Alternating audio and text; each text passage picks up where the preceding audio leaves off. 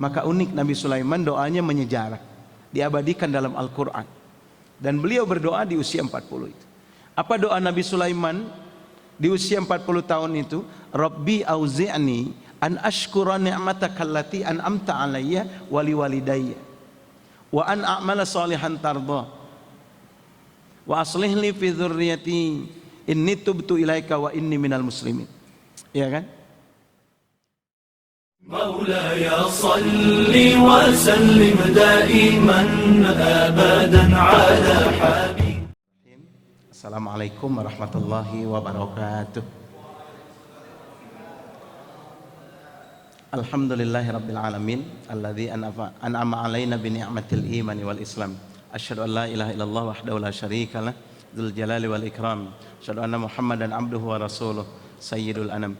Allahumma salli wa sallim ala sayyidina Muhammadin wa ala alihi wa ashabihi. Rabbi shrah li sadri wa yassir li amri wahlul 'uqdatam min lisani yafqahu qawli. Masyarul muslimin wal muslimat yang insyaallah dimuliakan Allah Subhanahu wa taala. Puji syukur kehadiran Allah, pagi ini Allah bangunkan kita dalam keadaan sehat walafiat. Banyak saudara-saudara kita yang tidurnya sehat, bangun sudah tidak sehat lagi. Kita alhamdulillah bangun dalam keadaan sehat. Kita juga masih mengaku beriman dan berislam. Mudah-mudahan kita istiqomah sampai Allah menjemput jiwa kita. Salawat dan salam semoga Allah limpahkan pada junjungan kita Nabi besar Muhammad sallallahu alaihi wasallam, pada keluarga, sahabat dan insyaallah pada kita semua selaku umatnya. Jemaah sekalian yang dimuliakan Allah, dalam Islam usia 40 itu usia yang unik.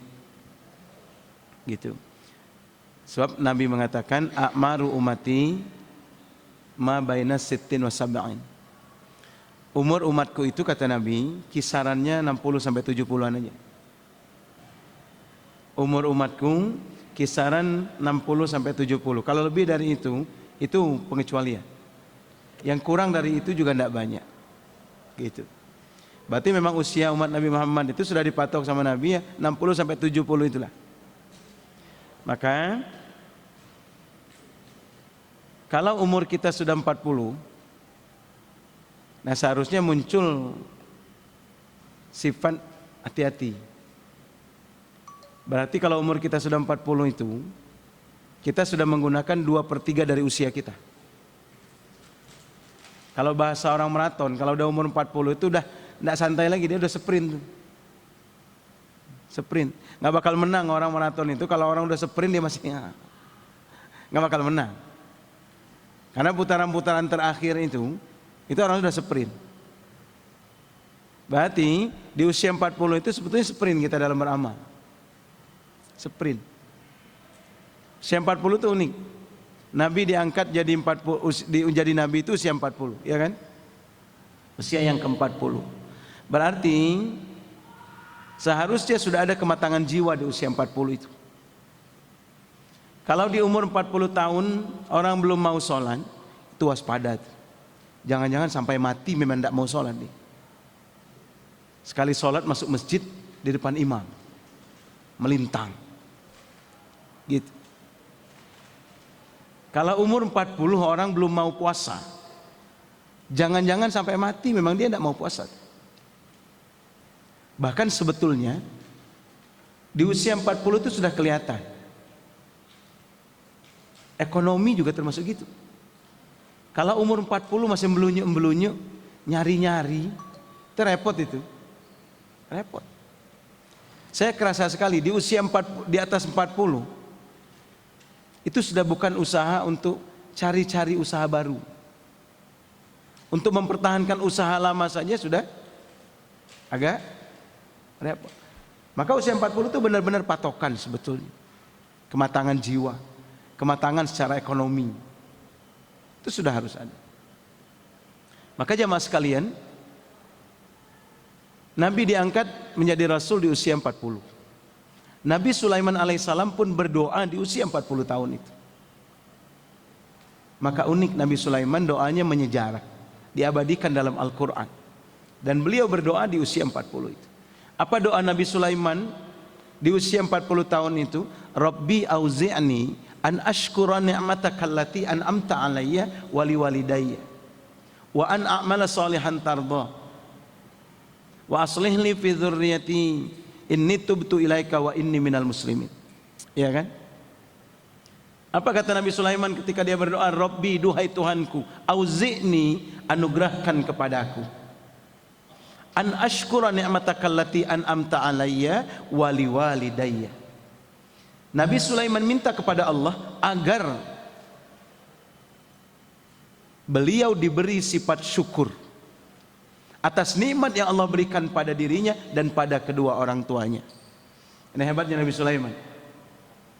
Dia minta kepada Allah agar pandai bersyukur atas nikmat yang Allah berikan padanya. Bukan saja nikmat yang diberikan padanya, tapi juga nikmat yang Allah berikan pada ayah ibunya. Karena sudah menjadi rahasia umum, kalau orang tua kaya, anak jadi raja kan? Kalau orang tua punya mobil, anaknya pasti sering pakai mobil itu. Ya. Kalau orang tua punya mobil, anaknya pasti sering pakai mobil itu. Bisa jadi lebih sering anaknya daripada bapaknya bawa mobil itu. Bapaknya cuma rajin beli bensin aja. Tapi tidak berlaku sebaliknya. Kalau anak yang kaya, belum tentu orang tua jadi raja. Kalau anak yang punya mobil, belum tentu ayahnya berani pinjam mobil itu. Kenapa? Sungkan sama menantu. Orang tua gitu kan? Kalau kita punya orang tua kaya, apa aja yang di rumah itu bisa kita nikmati. Gitu. Nah, yang banyak anak itu perhitungan sama orang tua. Rata-rata anak perhitungan sama orang tua. Hampir semua anak perhitungan sama orang tua. Pulang nengok orang tua sekali-sekali. Mampir pinggir jalan beli jeruk. Ya, 15.000 sekilo jeruk. Beli dia 2 kilo jeruk Medan itu kan. Sampai di rumah, assalamualaikum, waalaikumsalam. Orang tua itu jangankan dibawain oleh-oleh, nggak dibawain apa-apa juga seneng dia ditengok itu. Masuk. Oh, seneng bener, kelihatan betul wajahnya bercahaya ditengok anaknya itu. Diserahkan jeruk cuma 2 kilo tadi. Ya Allah, nak repot-repot. Enggak repot mak, cuma jeruk aja 2 kilo. Sambil senyum dia ngupas jeruk tadi, makan jeruk kan. Ibunya lagi makan jeruk, si anak mulai ke ruang tengah, mulai ke dapur. Di dapur lihat tuh ada karung. Apa di karung ini mak? Beras, kata ibunya. Kemarin bapak mau giling padi, beras baru jadi ini mak. Iya, kalau mau bawa nak, diangkatnya setengah kintal itu. Naik ke mobil kan. Baru ngangkat beras setengah kintal ke mobil tadi. Dengar pula telinganya, petok. Banyak ayam tah mak. Nak, kalau mau bawa, nangkep pula sepasang kan. Jago 1, babon 1. Ya, anak begitu tuh. Ada pisang dibawa, ada apa aja dibawa tuh. Maka jangan heran kalau kita pulang kampung itu, bawanya luar biasa banyaknya. Karena orang tua begitu sifatnya. Apa yang bisa dibawa-bawa nak? Ini juga bawa ya nak? Disiapin untuk yang dibawa itu. Orang tua begitu tuh. Modalnya cuma 30.000, nah, dapatnya 1 juta lebih itu. Anak begitu kan? Perhitungan sama orang tua, perhitungan. Kalau orang tua enggak, apa yang bisa dibawa sama anaknya bawa nak, ini bawa ya nak, ini bawa. Kadang nolak kita enggak, bawa, jangan enggak dibawa, bawa. Nah, kalau di Raihan mah enggak, insyaallah. Allahu Akbar.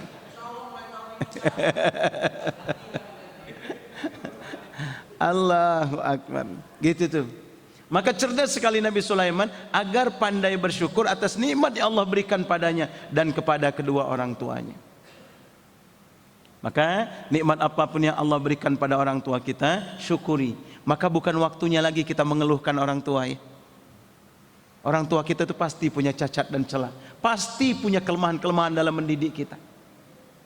Bukan masanya kita di usia 40 kayak kita ini masih mencela kesalahan orang tua. Anda maafkan. Karena orang tua sudah maksimal sebetulnya, itu batas kemampuannya. Maka kalau ada anak masih ngeluhkan orang tuanya, kurang pandai bersyukur itu sebetulnya. Termasuk nikmat yang Allah berikan pada kita. Nabi Sulaiman minta agar pandai bersyukur. Ya Allah, kalau saya anak kampung, saya lahir di kampung, besar di kampung, maka teman-teman sebut saya James Bond. James Bond bisa ada kebon gitu. Karena memang lahir di kebun, besar di kebun. Allahu Akbar. Nggak kebayang bisa punya motor, apalagi mobil, nggak kebayang. Dulu makan aja, makan daging itu kalau bukan tetangga hajatan, nggak makan daging kita. Iya kan? Kalau tetangga hajat, baru kita makan daging ayam itu. Kapan kita makan daging ayam lagi? Kalau ayam sudah kena penyakit. Ya, ayam sudah totelo, dia udah cikir, jadi ada begini palanya, baru dipotong sama bapak kita. Dulu mana ada ayam potong kayak sekarang. Makan aja susah dulu ya. Beli baju kalau bukan lebaran nggak beli baju. Itu pun udah campur merengek kadang ya. Orang sudah beli baju semua, masa aku belum? Ntar dibeliin kata dia. Bayangin coba beli baju setahun sekali. Selip-selip baju lebaran itu pramuka. Hari pertama buat lebaran, besok buat sekolah. Ih, tega bener. Iya kan? Allahu Akbar. Sekarang lihat baju kita di lemari penuh. Gimana nggak penuh baju kita? Tiap tetangga hajatan ngasih bahan. Disuruhnya kita jadi panitia. Ya nggak mungkin nggak kita jahit. Allahu Akbar. Baju kita penuh sekarang ya. Bahkan ada baju itu yang belum sempat kita pakai, lupa kita. Ini baju siapa ya? Waktu ke Jawa Timur beli batik ini lupa makainya. Saking banyaknya baju kita. Bayangkan coba. Alangkah banyak nikmat Allah itu. Kalau kita lihat bekas rumah Nabi sama Khadijah di Makkah, itu kecil. Kalau dibandingkan dengan rumah kita, lebih besar rumah kita. Nabi rumahnya kecil, tapi yang besar syukurnya. Rumah kita besar, yang kecil syukurnya. Allahu Akbar. Saya nggak kebayang beli motor, beli sepeda aja dulu agak susah bayanginnya. Di kampung dulu tuh yang punya sepeda sedikit, yang punya TV hanya 2-3 orang.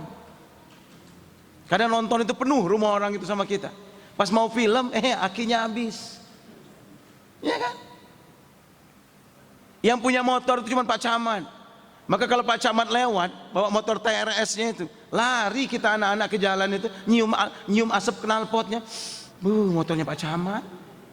Kebayang nggak zaman itu kita mau beli motor? Nggak kebayang. Apalagi beli mobil, nggak kebayang. Nggak kebayang beli mobil. Maka saya kalau bawa mobil itu Allahu Akbar ya Rabb. Syukurnya yang kurang. Dulu jangankan beli mobil, mimpi saja tidak berani. Mimpi saja tidak berani kita akan beli mobil itu. Sama naik pesawat ya. Kita naik pesawat coba. Saya nggak kebayang dulu bakal bisa naik pesawat itu. Ngelihatnya aja jarang kita pesawat itu ya. Kata pesawat di langit. Teriak teman-teman kita, kapal, kapal. Lari kita keluar, mana. Ya Allah, seujung lidi di atas langit itu. Teriak teman kita, kapal, minta duit gitu. Iya kan? Zaman baheula mah Allahu Akbar. Nggak kebayang kita bisa naik pesawat itu, nggak kebayang. Sekarang subhanallah, kemana-mana kita naik pesawat, ke Jakarta naik pesawat. Saya kalau ceramah ke Jakarta, ceramah ke Bandung, ceramah ke Banten, ke Jogja, ceramah ke Makassar. Kemarin Januari ke Makassar. Subhanallah, orang Makassar tuh cantik-cantik. Gagal fokus kita dibuatnya. Cantik-cantik, apalagi ada yang dari Kendari. Saya ngobrol, dari mana ibu? Dari Kendari. Masya Allah. Maaf, siapa namanya? Rika. Saya langsung Rika. Rika. Allahu Akbar. Ceramah di Makassar, mampir ke Losari. Jam 9 malam sudah di Lampung lagi. Karena saya Allahu Akbar, kayak mimpi rasanya. Kayak mimpi. Maka jujur sekarang lebih enak ceramah ke Makassar, lebih enak ceramah ke Bandung ketimbang ke Liwa. Kalau ke Liwa udah kebayang tuh kan, Sumber Jaya itu jalannya mengkol-mengkol itu, bawa mobil sendiri kadang kita. Ya, selip-selip payah nyari driver, bawa sendiri. Pulang malam kadang mana takut begal kita. Kalau ke Makassar, ke Surabaya, naik pesawat. Aman aja, paling sebelum subuh kita ke Beranti dah. Allahu Akbar, alangkah banyak nikmat Allah pada kita. Yang kurang syukurnya.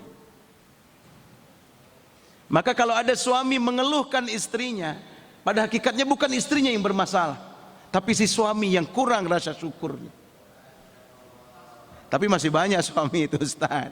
Istri saya itu benar-benar nggak jelas Ustaz. Nggak jelas kayak mana? Nggak jelas mana pinggang mana punggung Ustaz. Udah rata kayak botol Ustaz. Allahu Akbar. Yang bikin istri gembrot siapa? Suami juga. Ya kan? Ada lagi ibu-ibu, Allahu Akbar Ustaz, gimana ibu? Aduh Ustaz, saya semenjak nikah sama suami saya itu babnya bab sabar terus Ustaz, nggak pernah bahas bab syukur. Kenapa? Ya karena suami saya itu miskin terus Ustaz. Ya Allah, dari nikah miskin aja miskin. Nah sebetulnya seni bersyukur aja. Sebetulnya kalau suami miskin bersyukur, kenapa? Nggak mungkin dia neko-neko, ya kan? Nggak mungkin beli narkoba, beli beras aja kurang. Ya. Ibu-ibu kalau suami miskin bersyukur, kenapa? Aman. Ngeletak dia di pos kamling, diumumin sama orang. Ini suami siapa kata dia. Benar. Nggak bakal ada yang ganggu. Mana ada perempuan selingkuh sama laki-laki bokeh? Lah. Aman. Benar. Maka seni bersyukur aja sebetulnya seni bersyukur. Termasuk kadang kita kurang bersyukur dengan anak ya. Saya kerasa betul, ya Allah kurang syukur terhadap anak. Mohon maaf kadang anak itu kita jadikan pelaksana obsesi kita orang tuanya ya kan. Pokoknya anak kita itu harus sempurna, ngapal Qurannya harus bagus, ya kan? Ngapal Qurannya harus bagus, bila perlu hafiz atau hafizo. Matematikanya harus pinter, IPA IPS harus jago, bahasa Indonesia harus bisa. Semua pelajaran harus, padahal kita orang tuanya aja nggak bisa sempurna. Kita minta anak kita sempurna, kan aneh kita ini. Kita jadikan anak kita itu pelaksana obsesi kita orang tuanya. Ya Allah. Ya.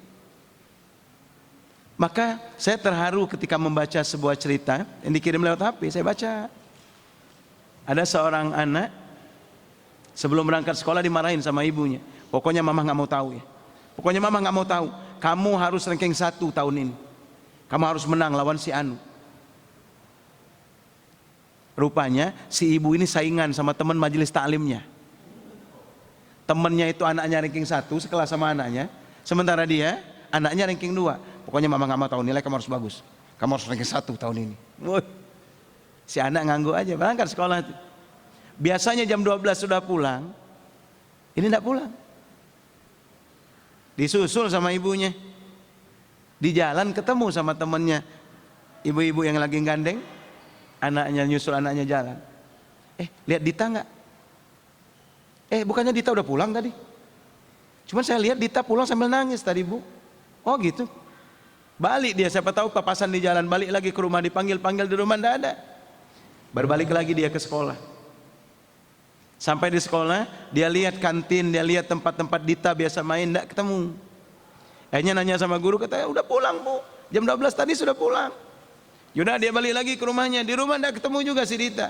Dia keliling komplek tuh, siapa tahu anaknya langsung main sama temennya, enggak juga ketemu. Akhirnya dia keluar dari komplek, menuju jalan raya. Anakku enggak pernah main sejauh ini, tapi kali aja hari ini dia main agak jauh. Sampai di jalan raya, ada orang berkerumun, tabrak lari. Sang ibu mendekati kerumunan itu. Ketika dekat, Allahu Akbar. Apa yang dia lihat? Dita sudah tergeletak bersimbah darah. Dita, dipeluknya Dita, bangun Dita, bangun. Ada bapak-bapak baik, Bu, kita bawa ke rumah sakit. Saya bawa mobil, ayo cepat naik. Bawa tuh dipeluk di mobil. Dita bangun nak, bangun sayang. Dita bangun sesaat. Apa kata Dita? Maafkan Dita ya Ma. Dita nggak berani pulang. Dita takut tadi. Karena Dita dapat nilai kecil hari ini. Kebayang nggak tuh? Enggak nak, mama nggak marah. Kamu harus pulang nak. Mama nggak marah. Sampai di rumah sakit cuma 2 jam. Dita menghembuskan napas terakhirnya. Coba. Kenapa kisah ini terjadi? Karena kita orang tua kurang bersyukur terhadap anak kita. Kita ingin menjadikan anak kita itu sesuai dengan obsesi yang ada di otak kita. Ini masalah kita, kurang syukur. Padahal sebenarnya ya Allah, nggak ada anak itu yang nggak punya talenta sebetulnya. Dan kita tidak pernah dituntut untuk serba bisa. Gitu ya. Coba lihat, Habibie itu terbengong-bengong kita ketika dia meninggal, baru kebongkar kehebatan Habibie kan. Kenapa dia disebut Mr. Crack? Karena ternyata Habibie itu bisa memperbaiki pesawat di atas angkasa ketika pesawat itu misalnya terbelah, pecah bodinya. Itu Habibie nggak usah turun ke bawah tuh dia memperbaikinya. Di atas langit itu bisa dia memperbaiki pesawat itu. Maka dia diberi gelar dengan Mr. Crack itu.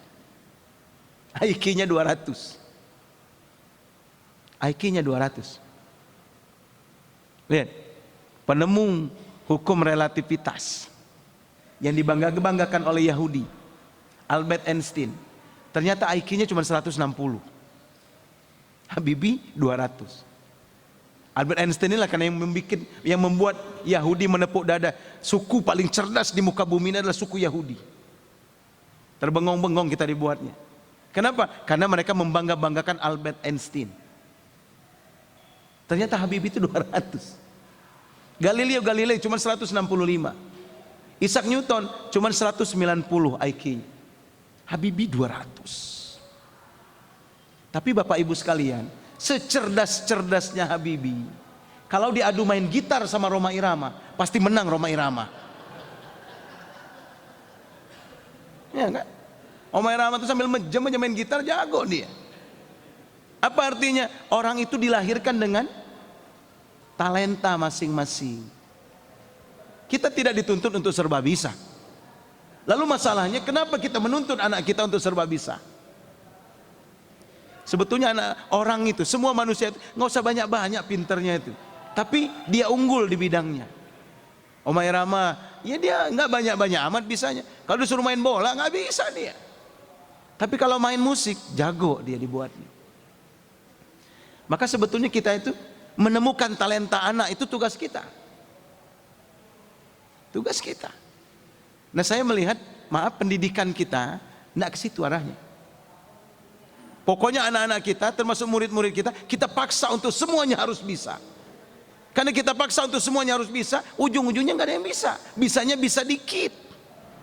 Matematika bisa dikit, IPA IPS bisa dikit, bahasa Indonesia bisa dikit. Yang bisanya dikit-dikit begini nggak kepake itu. Coba kita 17 Agustus di RT tempat kita itu, kalau kita bisa dikit itu nggak kepake. Mau lomba misalnya bulu tangkis kita bisa dikit, ya nggak kepake. Pimpong bisa dikit, catur bisa dikit, nggak kepake. Ada orang yang kuper banget, nggak bisa apa-apa, tapi satu masalah dia pinter, kepake itu. Ronaldo itu, siapa yang nggak kenal CR7? Siapa yang nggak kenal CR7? Jago, kenapa? Dia unggul di bidangnya. Kalau disuruh main catur mungkin pusing palanya. Sekali lagi, nah ini yang perlu kita lakukan, menemukan talenta sebetulnya.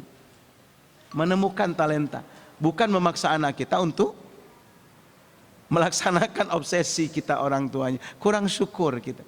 Saya anak 3, yang pertama perempuan. Ilmu umum, pelajaran umum lemah sekali. Dia males tuh, males. Singkatan KTP aja nggak apa-apa. Nah, KTP, kartu tanda penduduk. Kartu tanda penduduk. Kartu. Ayo baca 3 kali. Kartu tanda penduduk. Kartu tanda penduduk. K-nya itu kartu, T-nya itu tanda, P-nya penduduk. Kartu tanda penduduk. Kartu. Nah, kita tanya lagi soal, pas ketemu KTP singkatan dari, lupa lagi dia. Ya Allah, dalam hati saya ngapalin kartu. Rupanya harus dilihat KTP-nya itu. Keluarin nama kantong kita nih. KTP itu ini, nak. Ini. Ini, baca nih. Kartu tanda penduduk ini. Pas kita tanya, KTP singkatan apa? Ini nih. Katanya, ngikutin dia, nih. Rupanya harus begitu. Repot, tapi nggak mungkin kan? Presiden pertama Indonesia Soekarno, presiden kedua Soeharto, presiden ketiga Habibie. Nggak mungkin kita barisin nih, yang Soeharto yang ini nih. Nggak mungkin, udah mati sebabnya. Ini kan masalah. Jadi subhanallah, anak yang pertama gampang ngapal Quran, mudah, cepat kalau ngapal Quran, tapi pelajaran umum lemah. Anak kedua pinter banget, pelajaran umum jago, tapi ngapal agak males, ngapal Quran. Anak ketiga lengkap, ngapal Quran nggak senang, pelajaran umum nggak suka. Wah, mantap ini. Tapi yang ketiga ini ada kelebihannya rupanya, senang dimotori. Jadi kalau saya udah siap-siap menyuci mobil ya, biar aku yang nyuci kata dia. Terima kinclong pokoknya. Semangat deh kalau nyuci mobil. Dalam hati saya, ini pula semangat. Kalau anak yang lain saya mau nyuci mobil pasti kabur dia, pasti saya suruh-suruh sebabnya. Yang nomor 3, oh di sini kelebihannya. Dalam hati saya buka bengkel nih, sengangganya setim mobil nih. Jangan maksain. Dipanggil sama gurunya bagi rapot, Ustadz, waduh gini, si Holil ini berat Ustadz. Iya saya tahu, saya bilang, karena saya bapaknya, saya tahu banget. Biarin, saya bilang, yang penting jangan nggak naik kelas Pak Guru, saya bilang. Jangan nggak naik kelas, yang penting dia naik kelas. Gitu. Saya tahu betul sebabnya. Dia nggak suka pelajaran, dia suka praktek. Gitu. Anak pertama cuma bisa ngapal Quran, tapi empatinya luar biasa. Tiap mau makan itu mesti dia ambil piring. Ini buat Abi, ini buat Umi, ini buat aku, ini buat Ade, ini buat Ade. Mesti gitu tuh. Bahkan kalau saya belum pulang, apa kata dia? Pisahkan buat Abi. Mana lauk buat Abi, mana sayur buat Abi. Abi itu kalau pulang capek, mungkin dia lapar. Pernah pagi-pagi saya belikan gurame, saya suruh sama istri panggang. Nggak taunya acaranya cepat, jam 11 saya sudah pulang. Saya dengar mereka mau makan. Saya sengaja masuk rumah nggak salam. Saya pengen tahu apa yang dilakukan anak-anak kalau lagi kumpul di rumah, saya nggak di rumah. Nggak taunya mau makan. Nah, anak yang pertama ini si sulung ini perempuan, dia sibuk. Buat Abi mana? Singkirin dulu buat Abi kata dia. Jangan dihabisin. Buat Abi mana? Apa kata anak saya nomor 2 yang pintar itu? Nggak usah kata dia. Abi itu sering makan enak itu kata dia. Kalau ceramah nikah itu dia yang paling duluan nyongkel gurame itu kata dia. Nggak usah nanti kolesterol itu kalau banyak-banyak. Dalam hati saya, pinter, tapi itu nggak empati sama bapaknya. Padahal yang beli gurame itu bapaknya. Apalagi kalau dia yang beli, ya kan? Berarti anak itu punya talenta masing-masing sebetulnya. Nah tugas kita memunculkan talenta, meledakkannya, biar dia unggul di situ, biar dia unggul di situ. Nah ini rasa syukur. Maka cerdas sekali Nabi Sulaiman. Dia minta kepada Allah agar menjadi hamba yang pandai bersyukur. Ini yang pertama. Yang kedua yang diminta oleh Nabi Sulaiman alaihissalam, wa an a'mala shalihan tardo. Wow di sini kalau bahasa anak santri, wow atof namanya. Berarti maknanya sebetulnya, Rabbi auzi'ni an a'mala shalihan tardo. Duhai Tuhanku, anugerahkan kepadaku biar aku mampu melakukan amal yang amal itu menghantarkan aku kepada keridhaan. Subhanallah. Karena ada amal itu yang tidak mendatangkan ridho Allah. Apa iya? Kita bangun misalnya jam 2 tiap malam. Bangun jam 2 tahajud. Udah tahajud kita zikir, baca Quran, istighfar sampai subuh. Udah 2 tahun kita bangun jam 2. Satu saat lagi pengajian begini kita ngantuk sendirian, yang lain seger, kita ngantuk betul. Ya Allah. Apa dalam hati kita? Kalau saya wajar ngantuk. Kenapa? Saya bangun jam 2. Ini yang seger-seger ini pada nggak tahajud ini. Muncul sombongnya. Seharusnya dengan tahajudnya dia semakin tawadu di hadapan manusia. Bukan malah tahajudnya menyebabkan dia menjadi orang yang sombong. Dulu ada sinetron populer, tukang bubur naik haji, ya kan? Salah satu pemainnya itu namanya Muhyiddin, Haji Muhyiddin, haji 2 kali. Haji Muhyiddin ini nggak noleh kalau nggak dipanggil haji 2 kali. Pertanyaannya, mungkinkah hajinya itu mendatangkan ridho Allah?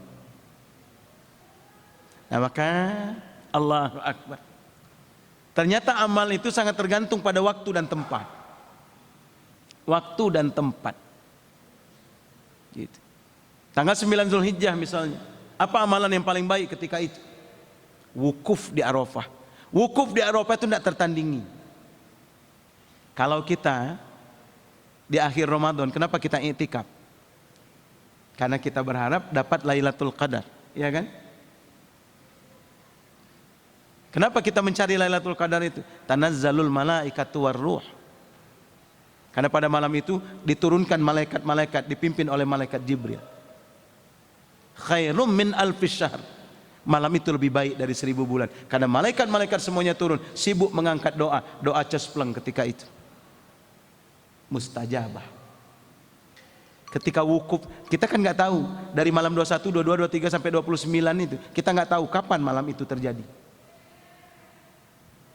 Tapi kalau wukuf di Arafah, Allah menjemput doa orang di Arafah itu.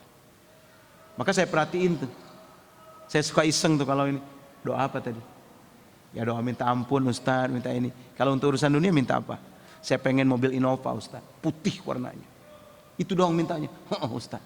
Kadang itu baru 2 bulan pulang dari haji, bener.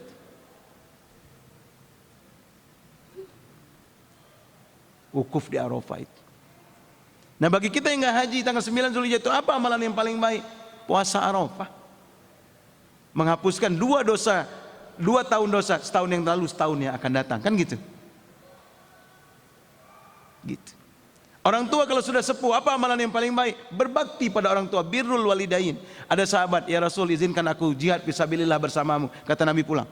Pulang, berbaktilah pada ibu. Kenapa? Karena ibunya kalau ditinggal tidak ada yang mengasuhnya. Jakarta banjir, Bandung banjir, Jawa Tengah banjir, Jawa Timur banjir. Tahun ini Jawa pokoknya kerendam sama air. Iya kan? Kerendam sama air di Pulau Jawa. Banjir di mana-mana. Saya ke Jawa Timur, saya lihat, ya Allah, tinggal helmnya doang yang kelihatan, motor-motor itu kerendam di tempat parkir. Kerendam di Surabaya. Saya pikir apa kok hitam di atas air itu? Helm motor nggak taunya. Helm dari motor, motornya udah kerendam. Ya Allah, bayangin. Nah bagi orang yang rumahnya kerendam banjir begini, amal apa yang paling baik kita lakukan? Bagi-bagi bantuan, minimal nasi bungkus. Kenapa nasi bungkus? Karena dapur mereka terendam, mereka tidak bisa masak. Mau beli ke toko mereka takut kanyut. Maka benar yang dilakukan oleh teman-teman kita FPI. Nah mereka bawa perahu keliling, ngetok pintu. Uniknya FPI itu bukan hanya umat Islam yang mereka kasih nasi bungkus itu. Mereka ketok, semua orang yang bisa ketok pintunya. Assalamualaikum, assalamualaikum. Yang belum sarapan, dia bagi nasi bungkus. Termasuk Cina Jakarta itu dibagi sama FPI itu. Hanya Oe benci banget sama FPI, tapi kalau Oe banjir FPI yang datang bawa nasi bungkus, kata Cina itu. Benar. Karena kalau orang dapat musibah begitu, yang paling mereka butuhkan itu, bukan diceramahin. Kumpulin sama kita di balai kota, innallaha ma'as sabirin, Allah bersama orang-orang yang sabar. Kata jamaah, gua tahu, cuman gua lapar. Ya kan? Maka di zaman Nabi itu ada sahabat datang ke rumah Abu Bakar, udah 2 malam dia tidak makan. Datang ke rumah Abu Bakar, dia berharap ada yang dihidangkan oleh Abu Bakar. Ngobrol, tidak ada, jangankan makanan, minuman aja tidak keluar. Akhirnya kata sahabat ini, Abu Bakar, kita main ke rumah Umar yuk. Ayo. Tadi cuma berdua ngobrol, sekarang bertiga, tambah seru ngobrolnya, tapi nggak ada yang dihidangin. Akhirnya kata sahabat ini, wahai Abu Bakar, wahai Umar, kita main ke rumah Rasul yuk. Ayo, berangkat ke rumah Nabi. Suruh duduk sama Nabi, Nabi sibuk di belakang. Akhirnya Nabi keluar lagi, ayo kata Nabi, makan dulu sebentar, makan dulu, gampang ngobrol, yang penting makan dulu, makan tuh. Selesai makan apa kata Nabi, wahai Abu Bakar, wahai Umar, tidakkah kau tahu kalau sahabat kalian ini kelaparan? Tuh hebatnya Nabi, tahu betul deh jidat orang lapar, tahu tuh. Ini kalau jidatnya begini lapar nih. Jadi kalau orang lapar bukan diajak ceramah, tapi dikasih makan. Nah kita cari amal itu. Hidup kita ini ringkas, sebentar. Kita tidak tahu amal apa yang mendatangkan ridho Allah itu. Nah itu yang perlu kita cari. Jangan sampai kita letih beramal, capek perasaan kita amalnya banyak, tapi amal itu tidak mendatangkan ridho Allah sedikit pun pada kita. Gitu. Maka cerdas sekali Nabi Sulaiman minta supaya bisa beramal yang amal itu mendatangkan ridho Allah. Dulu ada kisahkan sama Nabi, ada seorang pelacur kehausan di padang pasir. Kehausan, dia cari orang lewat supaya minta minum, tidak ketemu.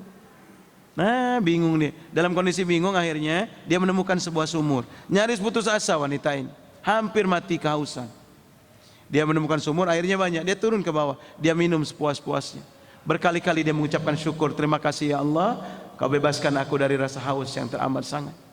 Dia keluar dari sumur, dia melihat seekor anjing yang sedang menjilat-jilat pasir karena kehausan. Ya Allah, ini anjing pasti merasakan kehausan seperti kurasakan tadi. Dia berniat menolong anjing itu. Dia turun ke bawah, diangkatnya air, naik ke atas kering. Nah turun lagi, naik ke atas kering. Turun lagi, naik ke atas. Ya Allah, bagaimana aku menolong anjing yang kehausan ini? Apa yang dia lakukan? Dilepasnya sepatu karetnya, diisinya air, dia gigit, dia naik ke atas. Sampai di atas diberikannya pada anjing yang kehausan itu. Apa kata Nabi? Allah memasukkan wanita lacur itu ke dalam surga karena amal yang tidak seberapa itu. Bayangin ya, pelakunya pelacur, ya kan? Yang ditolong hanya seekor anjing. Tapi timingnya tepat. Itu yang menyebabkan Allah ridho kepadanya. Maka ini yang penting kita cari. Mungkin amal itu dianggap ringan oleh orang, tapi tidak di hadapan Allah. Saya dulu punya kenalan. Saya tahu persis ibadahnya biasa. Ibadahnya biasa-biasa aja. Jarang pakai baju koko gitu, jarang. Karena dia dibesarkan di California. Dia sekolahnya di California. Saya bimbel ketika itu, anak-anaknya, saya semua yang ngajarin. Maka saya tahu banget, orangnya jarang. Sholat Jumat aja pakai baju kaos nih, pakai celana levis. Stylenya style lapangan terus. Ibadah juga, sholat terjaga sholatnya. Cuman sholat doang. Sholat assalamualaikum warahmatullahi wabarakatuh langsung berdiri. Enggak kayak orang zikir, enggak. Cuman melaksanakan puasa juga gitu. Satu saat beliau meninggal. Bayangin, ketika kita ngelayan, subhanallah, itu ruangan wangi luar biasa. Persis aroma bunga segar itu. Sampai bibinya ngomong, Ustaz, kata dia, orang kaya mah begini ya. Suami meninggal aja masih sempet-sempetnya beli bunga segar. Istrinya dengar, ya Allah Bi, kapan beli bunga segar? Mana sempat dalam kondisi seperti ini. Lah ini bawa apa kata bibi? Ini aroma apa ini kok wangi banget? Kita juga heran, ini pewangi ruangan apa yang wanginya kayak gini? Itu wanginya persis seperti bunga segar deh. Kalau parfum nggak gitu baunya. Kita tahu banget bagaimana perbedaan parfum itu. Ini bau apa sebenarnya ya? Apa yang terjadi coba? Ketika kita hendak memandikan tuh jenazah. Ketika hendak memandikan jenazah, ternyata kulit jenazah itu berminyak. Keringatnya itu mengkilat gitu. Keringatnya itu mengkilat di kulitnya. Termasuk di mukanya. Ternyata keringatnya itulah yang wanginya luar biasa itu. Saya lama berpikir, saya tahu persis ibadah orang ini. Tidak layak dibanggakan ibadahnya. Cuman jaga yang wajib-wajib aja. Tapi kenapa jenazahnya wangi seperti itu? Allahu Akbar. Ketika sudah agak siang, banyak ibu-ibu bawa anak kecil ngelayan. Sudah dimakamkan tuh. Kita pada nanya, ini siapa nih? Anak-anak kecil sama ibu-ibu ini siapa? Apa jawaban istrinya? Ini anak asuhnya Abah. Rupanya anak asuhnya banyak. Lebih dari 400. Dia nggak punya pondok pesantren, dia nggak punya panti asuhan, tapi setiap bulan dia memberikan biaya sekolah sama biaya makan buat janda dan anak yatimnya. Banyak 400-an lebih. Lihatlah. Dia melakukan amal yang tepat sehingga belum lagi di alam akhirat, masih di dunia sudah tampak kelebihannya di hadapan Allah. Nah, tugas kita mencari itu. Apa amalan yang kiranya menyebabkan Allah ridho kepada kita? Itu penting. Maka cerdas sekali Nabi Sulaiman, dia minta kepada Allah, wa an a'mala salihan tarallah. Ya Allah, beri aku kemampuan untuk melaksanakan amal yang amal itu mendatangkan keridhaan-Mu. Itu ya. Yang ketiga apa yang diminta oleh Nabi Sulaiman? Kata Nabi Sulaiman, wa aslih li fi dzurriyyati. Ya Allah, beri aku kemampuan untuk memperbaiki keturunanku. Maka subhanallah, kita bersyukur sekali ya. Kita bersyukur diberi keturunan oleh Allah, keturunan laki perempuan. Kita jadikan ini aset kita. Ini kita jadikan benar-benar peluang kita untuk mendapatkan pahala yang terus mengalir hatta kita sudah meninggal. Maka kalau bisa anak kita itu lebih baik dari kita. Kalau kita cuma hafal juz 30, kalau bisa anak kita hafalannya lebih banyak dari kita. Kalau kita dulu ngaji nggak pakai tahsin ya, ngajinya kita dulu turutan, ya kan? Ini bini tini sini jeni dulu kan gitu. Aiu babi buta titu sasi suja jiju dan seterusnya. Sehingga kita nggak ngerti sifatul huruf, makhrajul huruf nggak paham kita. Yang penting lancar bacanya. Nah sekarang guru tahsin banyak. Kalau bisa anak-anak kita bacaannya tahsin. Sekarang ada lagi yang lebih tinggi dari tahsin, ada istilah sanan. Kalau bisa belajar dengan orang yang punya sanan dan seterusnya dan seterusnya. Bacaan Qur'annya harus lebih bagus dari kita. Ibadahnya harus lebih bagus dari kita. Kalau kita dulu mungkin sudah besar masih bolong-bolong sholatnya. Kalau bisa anak kita sedini mungkin sudah terjaga sholatnya. Gitu. Usahakan seperti itu. Anak kita lebih baik dari kita. Saya dipanggil sama pimpinan pondok. Assalamualaikum Ustaz. Waalaikumsalam. Ustaz, pagi ini kosong nggak? Kosong. Saya bilang, Ustaz bisa ke pondok nggak? Sebentar saya tunggu Ustaz. Baik. Saya pikir urusan ngajar, karena saya ngajar juga di pondok tempat anak saya mondok.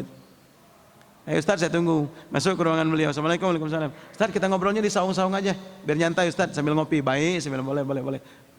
Saung ngobrol. Saya pikir masalah ngajar. Nggak tahu apa kata beliau. Ustaz, jadi kemarin ada 5 santri kita melanggar Ustaz, dan pelanggarannya menurut kita relatif agak berat. Apa itu? Mereka ngerokok Ustaz. Astagfirullah, ngerokok. Iya. Dan rokoknya itu dari rumah Ustaz, kata dia. Apa? Iya. Rupanya anak saya itu pulang, memang beberapa hari yang lalu itu pulang, dia ke rumah bawa temannya. Di atas Excel itu, saya pernah ditunjuk jadi panitia sama tetangga, dikasih rokok, karena saya nggak ngerokok. Saya tolak, enggak, ini udah dibagi satu-satu, mau terserah, mau di rokok, mau dijual lagi, tak mau dibuang, terserah, kata dia. Jadi saya kantongin, pas saya pulang zuhur, saya lemparin ke atas Excel itu. Ngeletaklah berbulan-bulan di atas Excel itu. Nah, anak saya pulang bersama temannya, ngelihat rokok itu ngeletak, dikantongin lah sama temannya. Jadi di pondok mereka ngerokok. Ketahuan sama Ustaz. Akhirnya diskorsing. Jadi 5-5-nya Ustaz kita botakin. Kita panggil orang tuanya, kita skorsing 3 hari, suruh bawa pulang, suruh nasihatin biar tidak terulang lagi. Saya bilang, anak saya ikut ngerokok juga? Enggak Ustaz. Tapi anak kita termasuk yang melanggar Ustaz. Apa pelanggarannya anak saya? Nah, kalau Ananda ini surat-suratan sama cewek Ustaz. Ini suratnya Ustaz, baca. Saya baca, wih, mesra betul. Bayangin, cewek itu santriwati pula, santriwati di Jati Agung. Ini pondok tempat anak saya itu di dekat SPN Kemiling. Ya Allah, saya bilang jauh aman. Dari Jati Agung kirim surat pakai apa? Kami tidak tahu Ustaz, kata dia. Sekarang mah gampang Ustaz, ada gosen, panggil gosen paling 20.000 ini, kata dia. Iya juga teman-teman. Subhanallah. Jadi kata si mudir pondok ini, jadi anak ini baca surat malam, jam 10 malam Ustaz. Nah, dia baca di kamar. Ustaz periksa. Ketika Ustaz lagi periksa ini, cepat-cepat dia buang ke bawah ranjang. Ya dipungut sama Ustaznya. Ini suratnya. Nah, ini pegang Ustaz. Jadi alhamdulillah anak-anak ini Ustaz masih jujur. Jadi kemarin 5 orang itu setelah kita potakin palanya, kita briefing, kita kasih kertas selembar, pena selembar. Kita suruh nulis pelanggaran yang pernah mereka lakukan yang tidak ketahuan sama Ustaz. Alhamdulillah masih jujur-jujur anak kita ini Ustaz. Nah, ini yang ditulis sama anak kita Ustaz. Saya lihat, Masya Allah. Keluar pondok tanpa izin 3 kali. Loncat pagar pondok 2 kali. Main internet 6 kali. Chattingan sama cewek 13 kali. Saya bilang, gimana dia bisa chattingan sama cewek? Kan nggak bawa HP ke pondok. Inilah hebatnya Ananda kita ini Ustaz. Ananda ini dekat sama ibu masak. Orang masak kan dari luar tuh. Dia bantuin, Bude, aku bantuin nonin kacang. Iya nak. Bude, aku bantuin ngulek ya. Oh bantuin. Sudah selesai bantuin, Bude pinjam HP dong sebentar. Kata. Ya karena dia sudah punya jasa, dipinjemin sama budenya nih nak. Chattingan sama cewek. Astagfirullah. Jadi mohon izin Ustaz. Jadi Ananda kita juga termasuk yang kita skorsing, bawa pulang Ustaz 3 hari. Kesian dia ngapal. Kalau di hatinya sudah ada cewek, sulit Ustaz untuk benar-benar menghafal Quran. Tolong bawa pulang Ustaz, nasihatin biar nggak terulang lagi. Baik, saya panggil pas dia keluar, udah putih palanya kayak Upin Ipin. Saya pulang kita pulang. Lah, sampai di rumah heran istri, kok dibawa pulang? Iya, saya bilang kena skorsing ini 3 hari. Kenapa skorsing? Ini saya bilang cewek-cewek nih surat nih, baca. Nih sebelum pelanggaran nih, dibaca sama istri, kata istri. Nah, selesai dia baca, pelanggaran dia baca, apa kata istri? Paling ini kayak bapaknya, ini menel. Bapaknya pula yang salah itu. Allahu Akbar. Tapi bagus dengan kejadian ini, tambah serius saya baca doa ini. Wa aslih li fi dzurriyyati, ya Allah, ya Allah. Berikan aku kemampuan untuk mendidik anakku lebih baik dari bapaknya. Jangan sama saja jangan. Harus lebih baik dari bapaknya ya Rabb. Lebih baik akidahnya, lebih baik ibadahnya, lebih baik akhlaknya. Subhanallah. Subhanallah. Kemudian selanjutnya kata Nabi Sulaiman, inni tubtu ilaik. Ya Allah, jadikan aku orang yang pandai bertaubat sebelum meninggal. Lihat, Nabi, salah satu sifat Nabi itu ismah, terpelihara. Tapi Nabi Sulaiman tidak merasa suci. Maka dia minta kepada Allah agar sempat bertaubat sebelum meninggal. Allahu Akbar. Apalagi kita yang hidup di akhir zaman, lebih membutuhkan lagi taubat itu. Taubat. Dosa kita ini banyak. Kalau dosa kepada Allah, Allah Maha Pengampun. Allah Maha Pengampun, Maha Penyayang. Kita nangis, ya Rabb, mungkin aku pernah meninggalkan sholat dulu ya Rabb, karena belum dapat hidayah. Ya Allah ampuni aku yang pernah meninggalkan sholat ya Rabb. Allah Maha Pengampun, Maha Penyayang. Yang repot kalau dosa itu menyangkut umat manusia. Tidak akan Allah ampuni dosa itu sampai yang bersangkutan mengikhlaskan kezaliman kita itu. Maka yang pernah mencuri, tidak akan Allah ampuni dosa mencuri itu sampai yang kita curi barangnya mengikhlaskan kezaliman kita. Gitu. Nah uniknya kita ini paling sering menzolimi orang-orang dekat kita. Yang paling kita sering zolimi itu orang dekat kita. Ya. Istri yang paling sering dizolimi siapa coba? Suaminya. Iya kan? Coba, berapa kali istri ngomelin suami, berapa kali ngomelin tetangga? Banyak mana coba? Pasti lebih banyak ngomelin suami kan? Pasti. Pasti. Suami yang paling banyak dia zolimi siapa? Istrinya. Berapa kali dia melototin istrinya? Berapa kali dia marahin istrinya? Berapa kali dia marahin tetangga? Pasti lebih banyak marahin istrinya. Kadang kita heran sama ibu-ibu itu. Saya istri itu kalau anak-anak lagi libur, oh tambah semangat dia masak.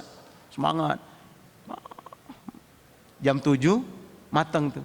Mulai dia teriak dari dapur, sarapan udah matang, ayo sarapan. Ya kata kita dari kamar. Cuma kita lagi asik sama anak-anak di kamar. Mau sarapan jam berapa? Ini mau diberesin, cepetan kata dia. Iya kata kita di kamar, gak keluar-keluar. Masuk dia ke kamar dengan wajah yang ekspresi tidak menyenangkan itu. Udah capek-capek dimasakin, bukannya cepet makan. Ayo makan sebentar. Ayo makan. Kita giring anak-anak keluar. Nah duduk di meja makan itu, ngambil nasi. Pas mau ngambil lauk apa kata dia? Ini lauk buat sampai sore, jangan banyak-banyak. Tadi nyuruh makan dalam hati saya. Ini baru mau diambil, jangan banyak-banyak. Kan aneh istri kita itu kan. Sibuk nyuruh kita makan, nggak makan dimarahin. Pas baru ngambil, buat sampai sore ini katanya. Kerjaan itu bukan masak aja, dia banyak-banyak. Allah Akbar. Dalam hati saya kalau sore gampang beli, kalau nggak ada apa pula pusing-pusing. Coba ya hilang selera makan kita itu, dia atur-atur. Ya Allah, tuh ya lihat kan. Suami juga gitu. Kita suami ini kelemahannya apa? Egois sama istri itu. Jarang suami itu nggak punya ego di depan istrinya, jarang. Ya kan? Jarang suami itu mau minta maaf sama istri itu, jarang. Lihat lebaran itu, siapa yang sungkem coba? Istri, duduk dia di kursi itu. Istri sama anak-anak baris. Nangis istrinya kan. Lahir batin ya Pak. Taqabbalallah minna wa minkum. Kata suaminya, sama-sama. Gagah betul suaminya itu. Padahal dosa suami sama istri banyak juga sebetulnya. Bukan istri aja yang bersalah itu, suami juga banyak juga bersalahnya itu. Iya kan? Tapi jarang sekali suami yang mau minta maaf itu. Maka saya sedih tapi senyum, senyum tapi sedih baca cerita dikirim teman lewat HP itu. Ada suami jam 1 malam bangunin istrinya. Jam 1 malam banguninnya kasar, bangun kamu. Kaget istri, ada apa Pak? Selingkuh rupanya kamu di belakang saya. Nggak nyangka kamu selingkuh di belakang saya. Jangan asal tuduh Pak, selingkuh sampai, nggak usah banyak omong. Ini, baca di HP kamu sendiri. Siapa yang jam 1 malam manggil kamu beautiful kalau bukan selingkuhan kamu? Ha? Wow, udah ngejerit luar biasa.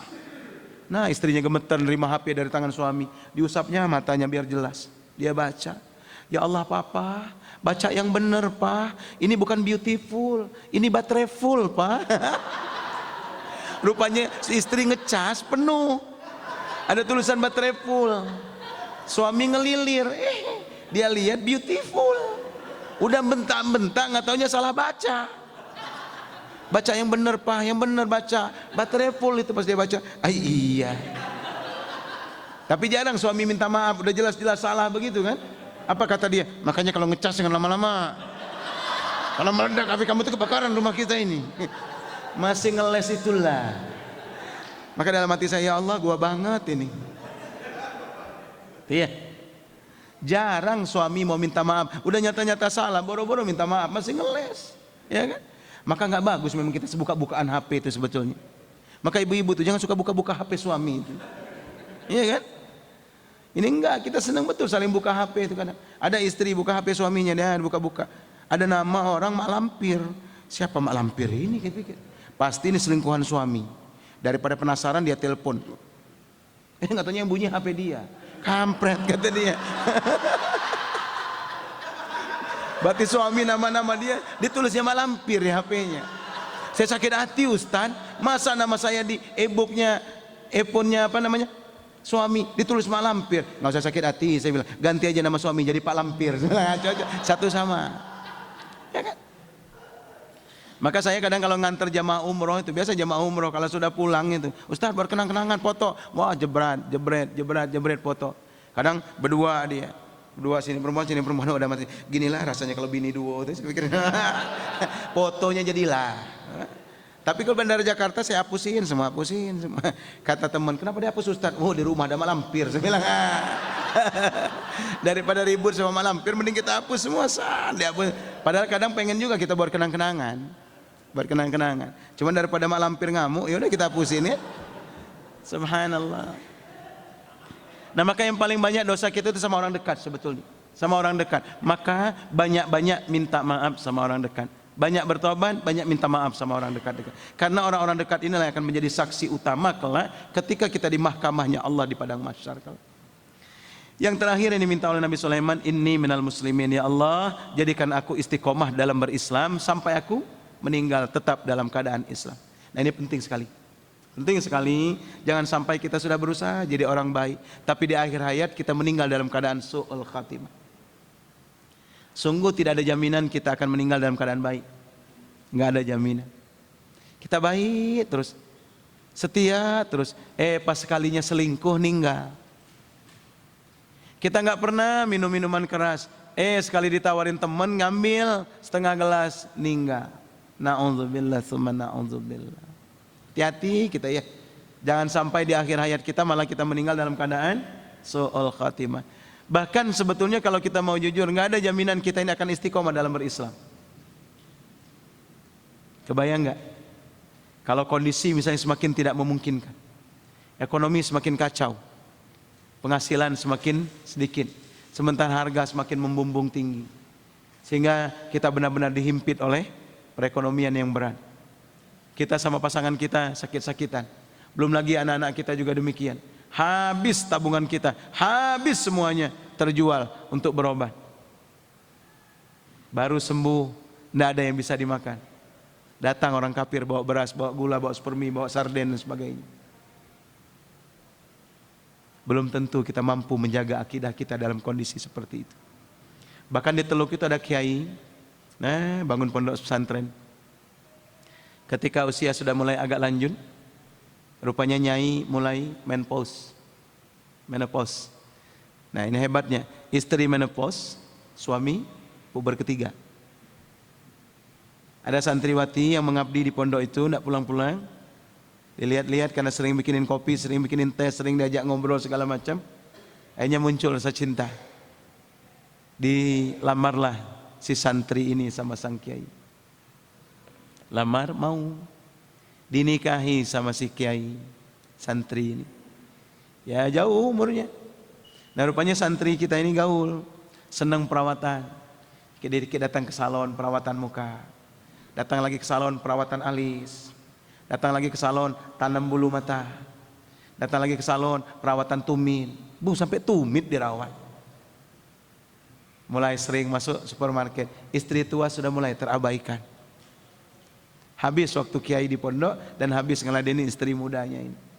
Merasa nggak diabaikan, akhirnya dia pengen jajal. Apakah suamiku masih cinta atau tidak sama istri tuanya? Nanya si nyai, Pak Yai, masih cinta enggak sama saya? Si kiai dia aja buka kitab nggak jawab.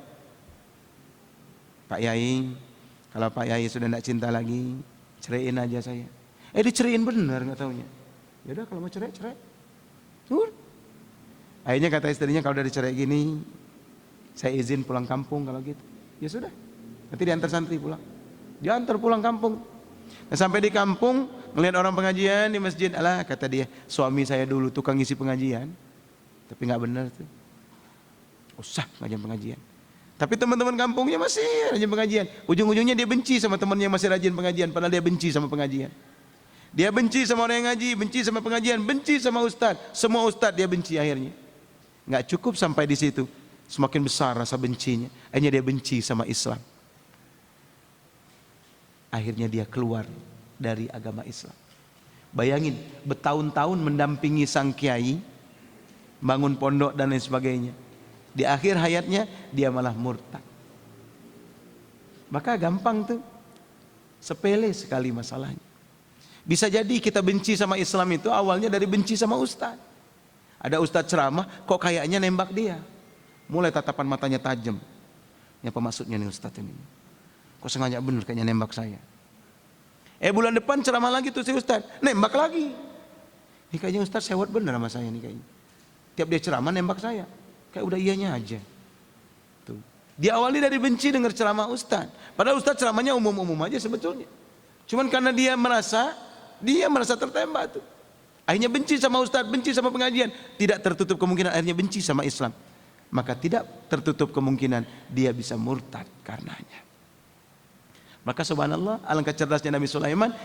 Inni minal muslimin ya Rabb, jadikan aku orang yang istiqomah dalam Islam sampai meninggal. Nah jamaah sekalian, apa yang menjadi hajat Sulaiman ini? Tentu kita lebih berhajat lagi. Mungkin kalau selama ini kita masih sumpah terus cara berpikir, masih merasa kurang terus. Bukan masalah di sedikitnya sebetulnya nikmat Allah itu, tapi masalahnya adalah dirasa syukur kita yang kurang. Syukurnya yang kurang, bukan nikmatnya. Gitu. Maka kita minta dengan serius kepada Allah supaya kita pandai bersyukur, supaya kita bisa beramal yang amal itu mungkin dipandang orang remeh, tapi itu mendatangkan ridho Allah. Kita mampu menjadikan anak-anak kita, syukur-syukur menjadikan murid-murid kita menjadi orang-orang yang lebih baik dari diri kita. Kemudian kita minta kepada Allah agar kita mampu bertobat sebelum meninggal, mampu minta maaf sama orang-orang sekitar kita sehingga semua orang plong melepas kita. Tidak ada lagi rasa sakit hati dari orang yang pernah kita zalimi. Kita minta kepada Allah agar kita istiqomah dalam berislam sampai meninggal. Subhanallah, kalau apa yang diberikan oleh Allah kepada Nabi Sulaiman ini diberikan oleh Allah kepada kita, subhanallah, itu kebahagiaan yang tak ada berhingga untuk kita semua. Nah mudah-mudahan hajat Sulaiman ini juga Allah berikan kepada kita semuanya. Amin ya rabbal alamin. Hadanallahu ikum ajma'in, lebih kurang mohon maaf. Billahi taufiq wal hidayah. Assalamualaikum warahmatullahi wabarakatuh.